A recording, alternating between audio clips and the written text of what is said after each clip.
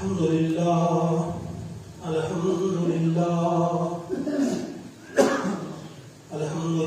رب العالمين، والصلاة والسلام على رسوله الأمين وعلى آله وأصحابه أجمعين. أما بعد، فقد قال الله عز وجل: أعوذ بالله السميع العليم من الشيطان الرجيم. بسم الله الرحمن الرحيم. اتل ما أوحي إليك من الكتاب وأقم الصلاة إن الصلاة تنهى عن الفحشاء والمنكر ولذكر الله أكبر والله يعلم ما تصنعون. آمنت بالله صدق الله العظيم. رب اشرح لي صدري ويسر لي أمري واحلل عقدة من لساني يفقهوا قولي. رب زدني علما. ربنا زدنا علما وحلما وفهما وألحقنا بالصالحين. ربنا تقبل منا إنك أنت السميع العليم. معزز و محترم حاضرین، السلام علیکم ورحمۃ اللہ وبرکاتہ. سورۃ العنکبوت، جس کی آیت نمبر 45 آپ کے سامنے پڑھی گئی، انشاءاللہ اس کی روشنی میں آج ہم کچھ سمجھیں گے، اس نیت کے ساتھ کہ ہم اس آیت کریمہ پہ عمل کرنے والے بھی بنیں گے انشاءاللہ العزیز. آپ سب جانتے ہیں کہ آج آپ ابھی ایک معصوم جان کو دفن کر کے آئے ہیں. 3 ماہ کا یہ بچہ جس نے ابھی نہ کچھ بولا، جس نے ابھی کوئی بھی عمل نہیں کیا، اللہ تعالیٰ نے اسے مسلسل ایک تکلیف میں مبتلا کیا اور اس کے بعد واپس بلا لیا. ایک الارم ہے، ایک بگل ہے. یہ ہم کو جھنجھوڑنے کے لیے، ہمیں ہلانے کے لیے، ہمیں ہوشیار کرنے کے لیے، ہمیں بتانے کے لیے کہ تم جس دنیا میں رہ رہے ہو یہ تمہارا اصلی وطن نہیں،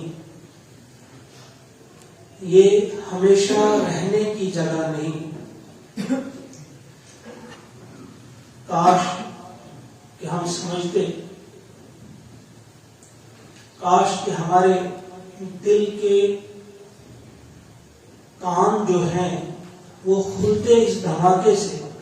آپ سمجھے ایک قسم کا دھماکہ ہے، جب کسی کی موت ہوتی ہے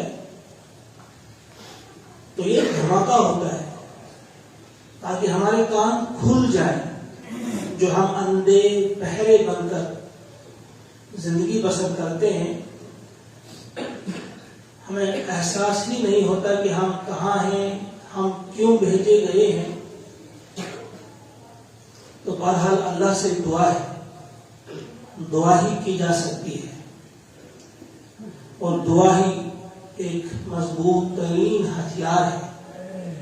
ہم اللہ سے دعا کرتے ہیں کہ وہ ہم سب کو عقل سے کام لینے کی توفیق عطا فرمائے. یہ آیت کریمہ جو ہے، اس میں اللہ کا ارشاد ہوتا ہے اپنے حبیب نبی اکرم صلی اللہ علیہ وسلم سے. فرماتے ہیں، دراصل ان سے خطاب ہے لیکن اس میں ہم سب کے لیے ہدایت ہے۔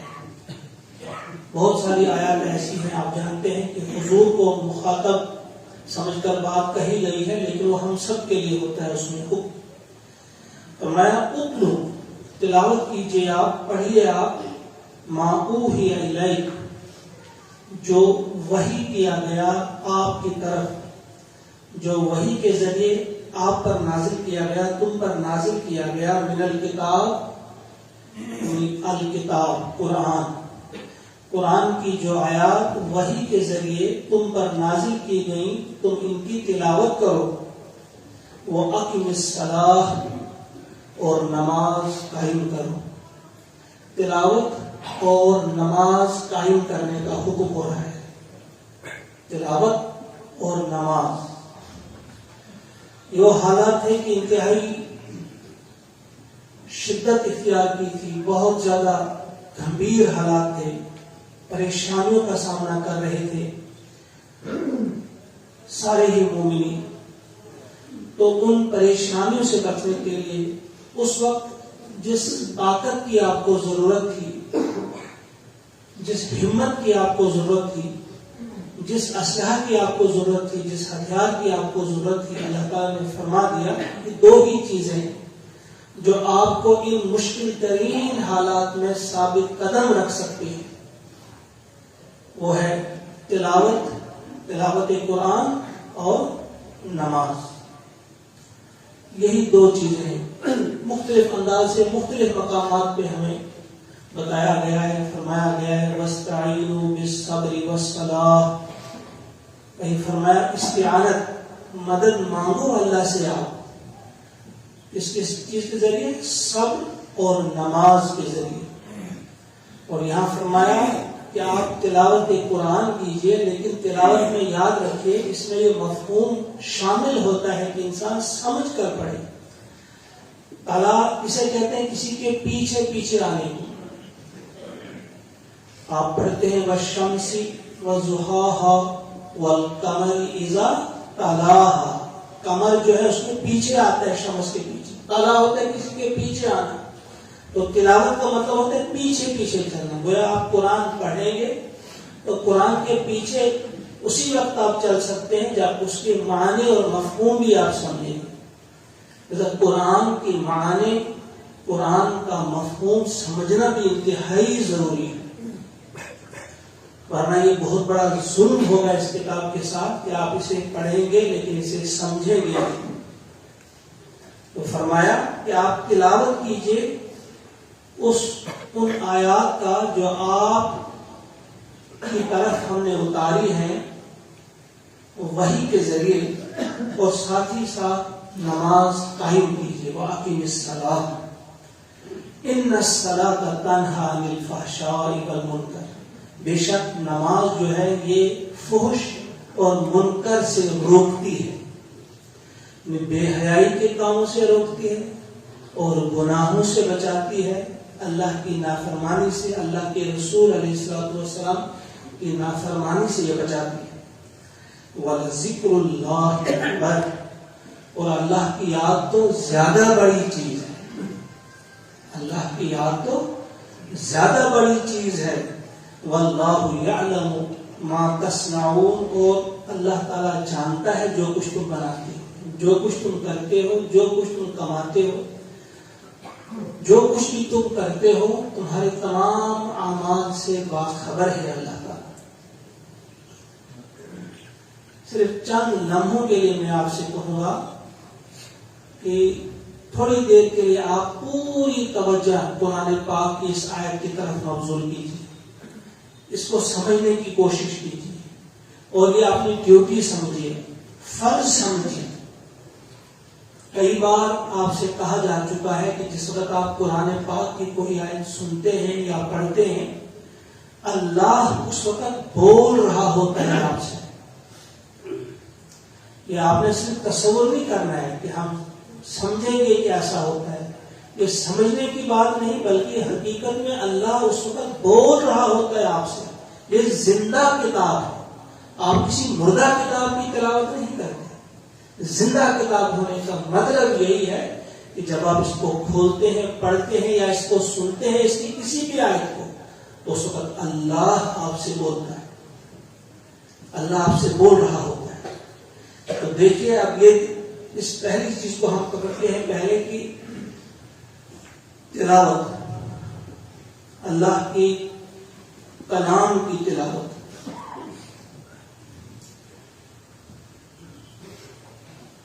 کتنے لوگ ہم میں ہیں، اگر میں اس وقت گستاخی کروں گا، صرف میں کہوں گا آپ میں سے ہاتھ کھڑا کریں کس کس نے آج تلاوت کی ہے، تو کتنے ہاتھ کھڑے ہوں گے؟ بہت کم ہاتھ ہوں گے۔ اب اگر جو چند ہاتھ ہوں گے بھی کھڑے، پھر ان سے پوچھا جائے گا بچہ بتاؤ سمجھ کر کس نے پڑھا ہے، اس کا ترجمہ، اس کی تفسیر ہے، اس کو سمجھنے کی کوشش کتنے کی، پھر اس میں سے کتنے باقی رہ جائیں گے آپ خود بتا سکتے ہیں۔ یعنی کس حد تک کہاں پہنچے ہم۔ آج ہم شکوہ کرتے ہیں کہ ہم ذلیل ہوئے، ہم خوار ہوئے، ہم یہ ہوا وہ ہوا، تو ہماری اس نفس پہ ہاتھ رکھ کر حکیم الامت نے کہا تھا بہت پہلے، وہ زمانے میں معزز تھے مسلمان ہو کر، اور تم خوار ہوئے تاریخ قرآن ہو کر۔ تمہاری یہ خواری جو ہے، یہ ذلت جو ہے، اس کی وجہ اور کچھ بھی نہیں، کیا ہے؟ تم تاریخ بنے ہو قرآن کی، تم نے ترک کیا ہے، پیچھے چھوڑا ہے تم نے اس قرآن کو، لہذا ذلت تمہارا مقدر ہو چکی ہے۔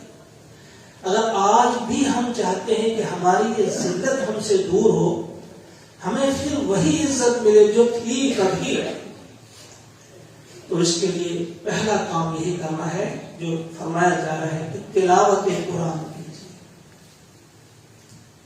تو پہلی چیز کہ تلاوت، تہیہ کیجیے سب۔ میں اس چیز کو زیادہ نہیں جا سکتا اس وقت، کیونکہ وقت اس وقت بہت کم ہوتا ہے، تو یہیں پہ آپ اتنا ہی سمجھ لیجیے کہ آج آپ نے ایک عہد کرنا ہے۔ میں آج دو ہی باتیں آپ سے کرنے چاہ رہا ہوں بس، پہلی تلاوت کے بارے میں، دوسری نماز کے بارے میں۔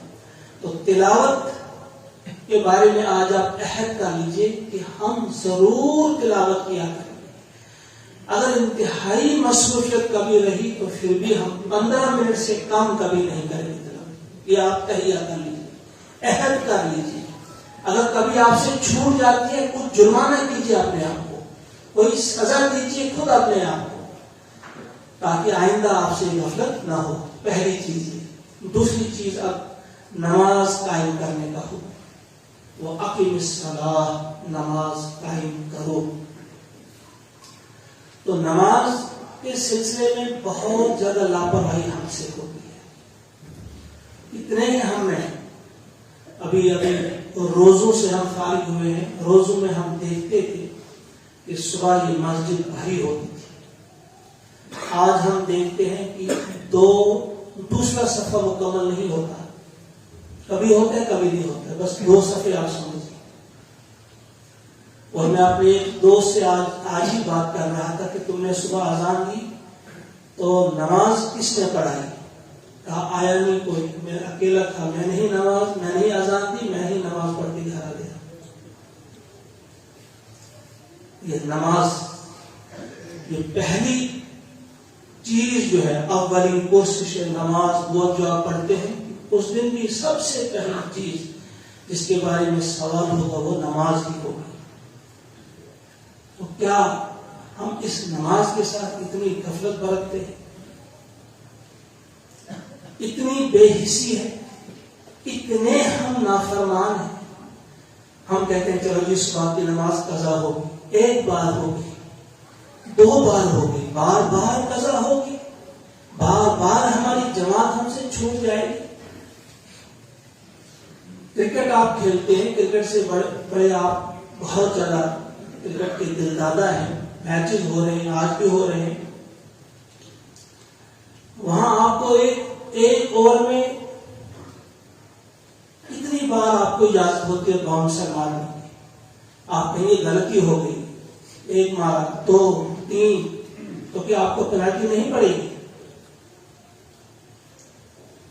آپ بار بار کہہ سکتے ہیں ہم سے غلطی ہوئی اب ہمیں چھوٹ دیجیے، نہیں، چھوٹ ہے آپ کو 1-2 کی چھوٹ ہے، یا کتنے کی چھوٹ ہے؟ آپ روزانہ کہیں گے ہم سے غلطی ہوگی تو کیا آپ کو چھوٹ ملے گی؟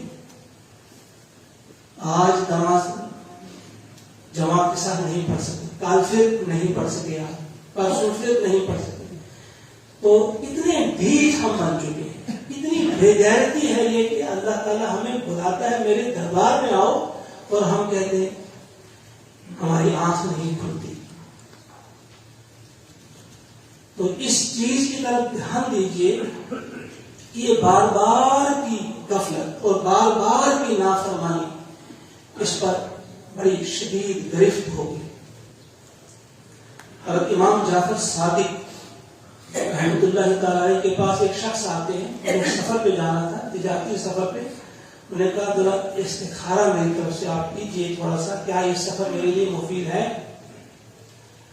تو انہوں نے استخارہ کیا، کہا کہ نہیں، آپ سفر مت کریں، لیکن انہوں نے ایک بنا لیا تھا موڈ، وہ چلے گئے سفر پہ۔ وہ سفر پہ جب واپس آ گئے تو بالکل ان کی وہ غیر معمولی انداز میں ان کا جو نفع تھا بہت زیادہ کمایا انہوں نے۔ وہ ان کے پاس گئے کہ آج تو میں نے بہت زیادہ کمایا، آپ نے کہا کہ آپ کے لیے سفر جو ہے مفید نہیں ہوگا، خسارہ ہوگا آپ کو، میں نے تو آج کافی کمایا۔ اس نے کہا نمازوں کا کیا حال رہا؟ کہا فلاں دن صبح کی نماز میری قضا ہوگی۔ کہا تو پھر دیکھو یہ آپ کا فائدہ ہے کہ خسارہ ہے، کتنے بڑے خسارے آپ میں آپ ہیں۔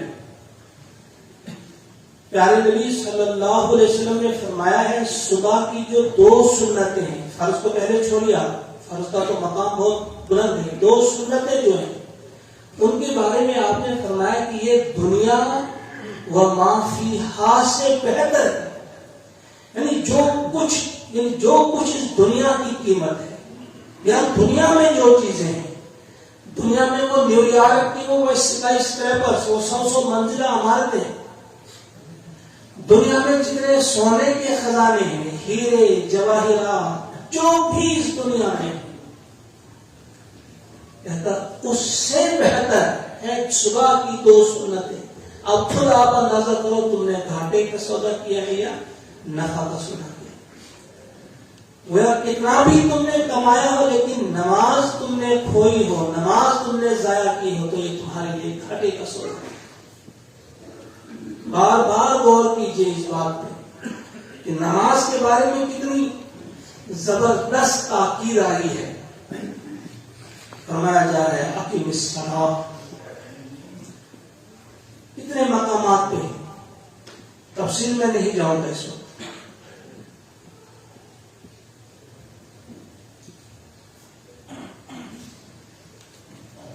اس کے بعد فرمایا بے شک نماز روکتی ہے انسان کو، ان الصلاۃ تنہی عن الفحشاء والمنکر، فحش اور منکر سے روکتی۔ اب جو لوگ نماز پڑھتے بھی ہیں، پہلے تو ان کا تذکرہ تھا، جو پڑھتے ہی نہیں ان کی کیا حالت ہے، ان کے ساتھ کیا ہوگا، کتنی دیر انہیں جہنم میں جلنا ہوگا۔ ایک نماز ترک کرنے پر کتنی بھاری سزا ہے، وہ آپ پڑھ چکے ہیں، کتنے حقوق آپ کو جہنم میں رہنا ہوگا۔ اللہ بچائے ہم سب کو۔ جو پڑھتے نہیں ان کا کیا حال ہے۔ اب دوسرا، اب جو پڑھتے ہیں تو نماز کی یہ خاصیت ہے، نماز کے اندر یہ صلاحیت ہے، نماز کے اندر یہ خاصیت ہے کہ یہ روکتی ہے انسان کو، ان الصلاۃ تنہی عن الفحشاء والمنکر، بے حیائی اور منکر سے یہ روکتی ہے۔ اگر ہم بے حیائی کے کاموں سے نہیں روکتے تو ہمیں غور کرنا چاہیے کہ ہماری نماز ہوئی یا نہیں ہوئی۔ پیارے نبی صلی اللہ علیہ وسلم نے فرمایا ہے من لم تنہ صلاۃ عن الفحشاء والمنکر فلا صلاۃ لہ، جس کی نماز ایک شخص کو فحش اور منکر سے نہیں روکے، اس نے نماز بھی نہیں پڑھی، فلا صلاۃ لہ، وہ اس کی نماز قبول نہیں۔ فحش کیا ہے؟ بے حیائی کے کاموں میں کیا ہے؟ بخیلی بھی اس میں شامل ہے۔ اگر ہماری بخیلی نہیں گئی ہماری نماز قبول نہیں. ہوش میں کیا ہے، منکر میں کیا ہے، گناہ کے کام کیا ہے. ایک ڈاکٹر لکھتا ہے دوائی لکھتے لکھتے اگر وہ کسی ایسی کمپنی کی دوائی لکھے جو بالکل 2 نمبر کی ہو تو گویا اس نے انصاف نہیں کیا، وہ نہیں رکا منکر سے، اس کی نماز کہاں ہے؟ جو شخص غیبت سے نہیں رکا، جو شخص چوری سے، بے شرمی سے، رشوت سے، ان چیزوں سے جو نہیں رکا تو اسے غور کرنا چاہیے اس کی نماز کہاں ہے، اس کی نماز ہوئی کہ نہیں ہوئی. حضور فرماتے ہیں فلا صلاۃ له، اس کی نماز ہی نہیں. اور اس کے بعد پھر تیسرا پوائنٹ صرف شارٹ میں بتا رہا ہوں، تفصیل میں نہیں جاؤں گا. اس ولا ذکر اللہ اکبر، اور پھر اللہ کی یاد تو زیادہ بڑی چیز ہے. اللہ کی یاد کیا ہے؟ اللہ کی یاد کیا ہے؟ اس کے کئی معنی مفسرین نے بیان کیے. ایک یہ کہ نماز تو آپ نے پڑھی، یہ ذکر تو آپ نے کیا، اب آپ جب یہاں سے نکلیں گے، آپ دکان پہ تولیں گے تو آپ کو وہاں اللہ کو یاد کرنا ہے، بالکل ٹھیک ٹھیک تولنا ہے. جب کہیں بولیں گے تو بالکل ٹھیک ٹھیک بولیں گے، جھوٹ نہیں بولیں گے، دغا نہیں دیں، دھوکہ اور فریب اس سے بچیں گے. یہ ذکر اللہ ہے. ولا ذکر اللہ، تو اس کا یہ مطلب. دوسرا مطلب یہ ہے ولا ذکر اللہ اکبر، کہ اللہ کی یاد زیادہ بڑی چیز ہے. تم نے اللہ کو یاد کیا، یہ بھی اچھی چیز ہے، بڑی چیز یہ بھی ہے، لیکن اس سے زیادہ بڑی چیز یہ ہے کہ اللہ آپ کو یاد کرے. کیونکہ اللہ تعالیٰ نے فرمایا ہے فاذکرونی اذکرکم، تم مجھے یاد کرو میں تمہیں یاد کروں گا. جب تم اللہ کو یاد رکھو گے تو یاد رکھو کہ اللہ بھی تمہیں یاد رکھے گا، اور اس کا یاد رکھنا زیادہ بڑی چیز ہے. ولا ذکر اللہ اکبر، کہ آپ نہیں چاہتے کہ اللہ آپ کو یاد رکھے، اس کے لیے آپ کو بھی اللہ کو یاد رکھنا ہوگا، نماز کو پڑھنا ہوگا. اب نماز کے بارے میں تھوڑی 1-2 چیزیں میں بتاتا ہوں. نماز کیا ہے، ہمیں اس بات کا احساس نہیں. میرے کچھ دوست نے مجھے سوال کیا تھا کہ توجہ ہماری نہیں رہتی نماز میں، بار بار ہم رکھتے ہیں، ادھر ادھر جاتے ہیں، کیا کریں؟ تو ایک تو میں نے ان سے کہا تھا کہ آپ جو چھوٹا سا کتابچہ ہے مومن کی نماز جو میں نے لکھا، اس میں کچھ چیزیں میں لکھی، ایک تو وہ پڑھیے آپ. دوسری 1-2 باتیں میں اس پر اور آپ کو بتانا چاہتا ہوں کہ جب آپ نماز کے لیے کھڑے ہوتے ہیں پہلے آپ وضو کرتے ہیں. جب آپ وضو کرتے ہیں شعور کی بیداری کے ساتھ آپ وضو کیجئے، بسم اللہ کہہ کے آپ نے وضو کرنا ہے. جب آپ ہاتھ دھو رہے ہیں تو اس یقین کے ساتھ دھو لیجئے کہ ہاتھوں کے گناہ دھل لے. جب آپ کلی کر رہے ہیں تو یقین کے ساتھ اور شعور کے ساتھ کہ میری زبان کے گناہ سے تک دھلے جا رہے. اسی طرح ناک میں پانی آپ ڈال رہے ہیں تو ناک کی وجہ سے جو گناہ ہوئے. اب ناک سے کیا گناہ آپ کہیں گے؟ آپ خود سمجھ سکتے ہیں کس قسم کی خوشبو انسان سنتا ہے، کس کس کی خوشبو، کس کس کے پہلو میں کبھی کبھی انسان جاتا ہے، وہ گناہ ہے. جو بھی خوشبو ہے غلط قسم کی، اس سے آپ چہرہ دھوتے ہیں تو آپ کے آنکھوں کے جو گناہ ہے وہ دھل جاتے ہیں. اسی طرح پھر کان کے، سر کے، اور پھر پیروں کے گناہ جو آپ چل کر گئے ہوئے کسی. تو گویا آپ نے جب وضو کیا آپ بالکل صاف ہو گئے، پاک ہو گئے. آپ پڑھتے ہیں اس کے بعد اللہم اجعلنی من التوابین واجعلنی من المتطہرین، وہ دعا بھی آپ کرتے ہیں، وہ بھی آپ شعور کی بیداری کے ساتھ ہیں. اور ساتھ ہی ساتھ جس وقت آپ وضو کرتے ہیں باہر اپنے جسم کو پاک کرتے ہیں، اندر اپنے دل کو بھی پاک کرنے کی کوشش کریں کہ آپ کا دل بھی پاک ہو جائے.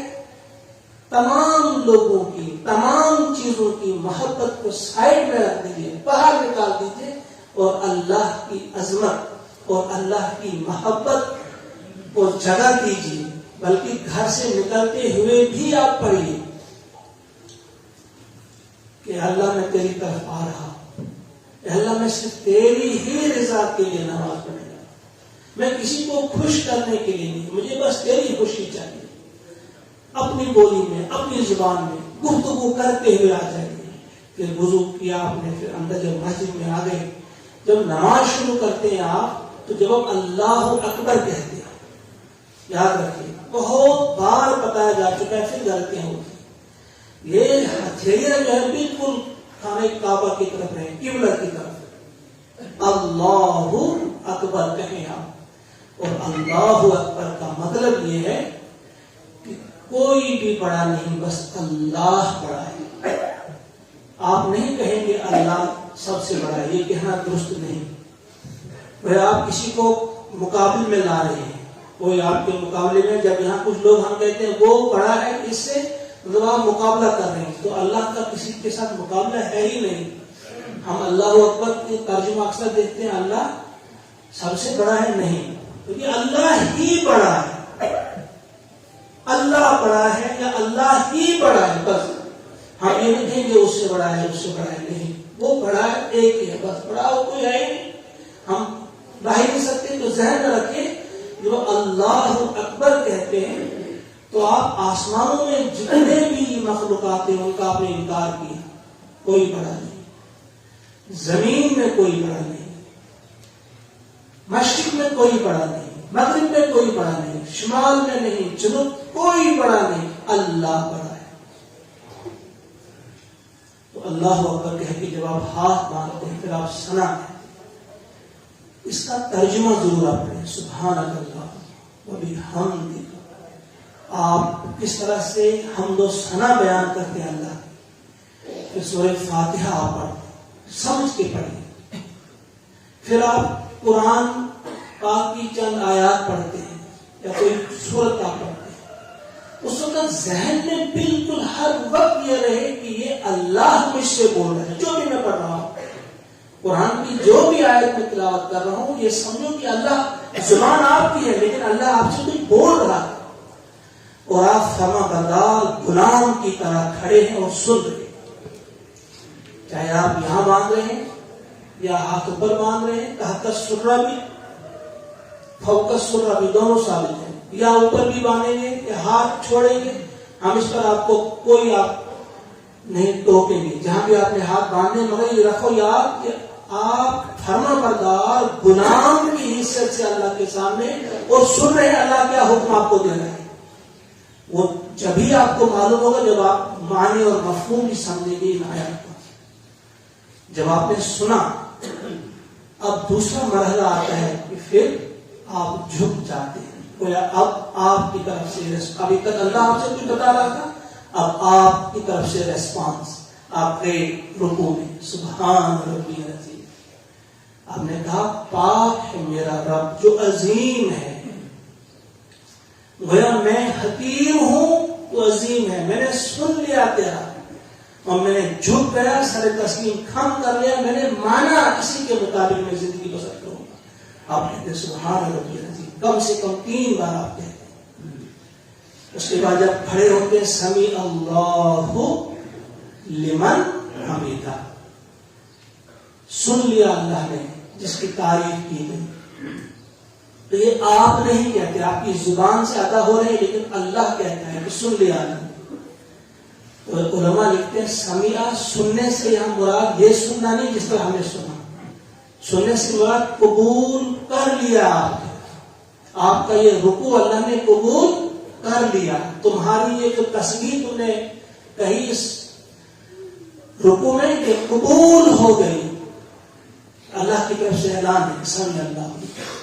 تھوڑا سا وقفہ کرنا چاہیے، سمیع اللہ لمن حمیدہ، تھوڑا سا رکنا چاہیے، پھر کہنا چاہیے ربنا لک الحمد، یا اللہ شکر تیرا کہ تو نے میری یہ تسبیح قبول کی۔ یہ اللہ کو جواب دینا ہے، میں نے کہا یہ گفتگو ہے، سمیع اللہ لمن حمیدہ اللہ نے کہا، اور آپ نے جواب میں شکریہ کیا اللہ کا، ربنا اے ہمارے رب، لک الحمد، تیری ہی لیے تعریف ہے، کوئی اور ہے ہی نہیں حمد کے قابل، لک الحمد۔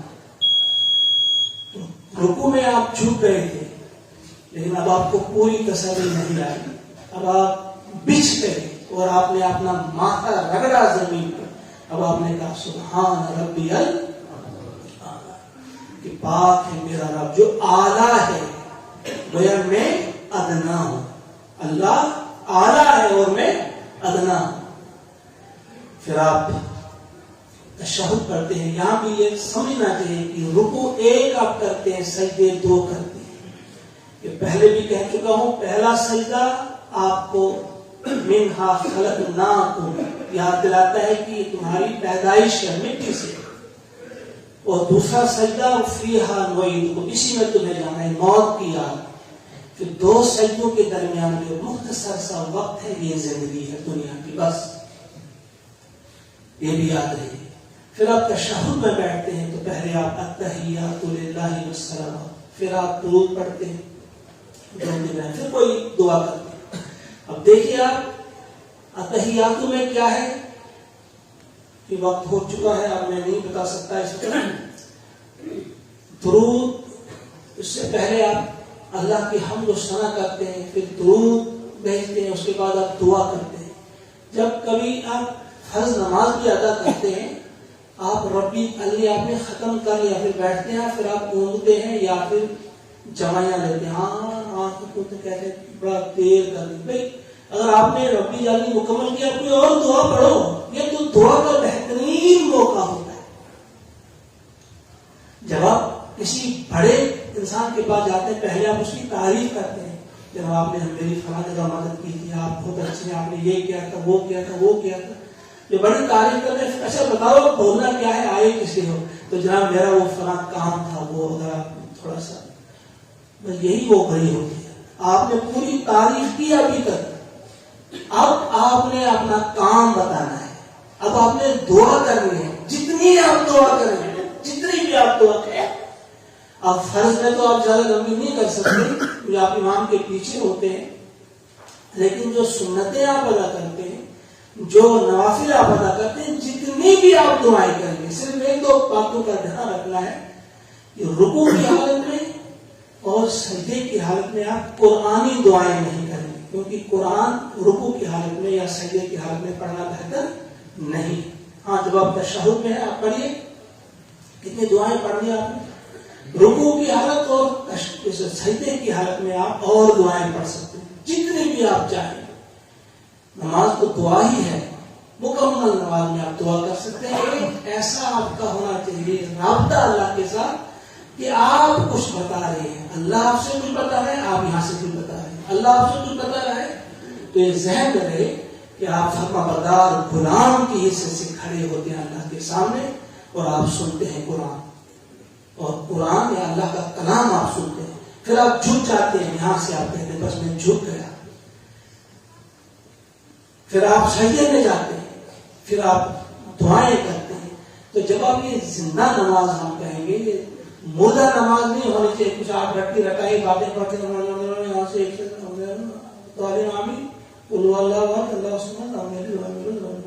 اللہ مذاق نہیں کر رہا ہے اللہ کے ساتھ. یہ اللہ کے ساتھ فرمایا, آپ نے کئی بار وہ پڑھایا سنا ہے کہ غافل دل کی دعا اللہ تعالیٰ قبول نہیں کرتا. وہ آپ سوچ کچھ رہے ہیں اور پڑھ کچھ رہے ہیں, دماغ آپ کا کہیں اور ہے, یہاں سے آپ زبان کہیں اور چل رہی ہے. تو لہذا آج تحیہ کر لیجیے, اور دعائیں بھی بہترین دعائیں ہیں, قرآن پاک قرآنی دعائیں ہیں, اور پھر جو مسنون دعائیں نبی اکرم صلی اللہ علیہ وسلم نے جو ہمیں سکھائی ہیں وہ دعائیں, اور پھر آپ جو چاہیں وہ بھی مانگ سکتے ہیں اپنی زبان میں. اللہ سے دعا ہے کہ ہم سب کو توفیق عطا فرمائے کہ ہم سمجھنے والے اور ہم یہ فہم حاصل کرنے والے بنیں. ہمیں پتا ہو کہ ہم کیا بول رہے ہیں اللہ کے ساتھ, اور ہمیں یہ بھی معلوم ہو جائے کہ اللہ ہم سے کیا بتا رہا ہے, اللہ ہم سے کیا بتا رہا ہے, تاکہ ہم ان باتوں پہ عمل کریں. رب کائنات مجھے بھی اور آپ کو بھی, ہم سب کو توفیق عطا فرمائے.